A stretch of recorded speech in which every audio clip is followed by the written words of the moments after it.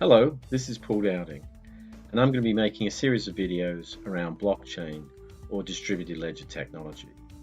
And the topics that I want to cover include technical aspects, which I hopefully won't make your head explode, due diligence, in terms of how do you really assess the blockchain solutions that are out there, as well as the current challenges and limitations, and the design approach that will be necessary for a viable DLT implementation.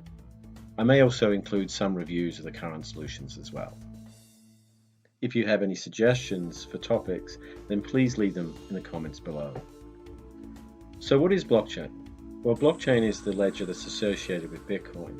But if you actually read the 2008 white paper by Satoshi Nakamoto, you'll see that he cites an earlier 1991 paper by Stuart Haber and Scott Stornetta. So the problem that they were actually solving for was where you can update a database and then retroactively go back and change it. So they wanted to create an append-only data set, a means to securely timestamp an update and then prevent people from retroactively going back and then changing it. So the way they achieved this was through a sophisticated mathematical checksum, a process called hashing.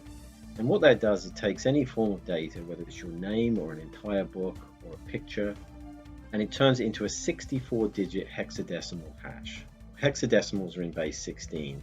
All you really need to know is there's 64 digits and they can be 0 through 9 and A through F. What it means though is the data is compressed into that hash. So if you change the data, you get a different hash.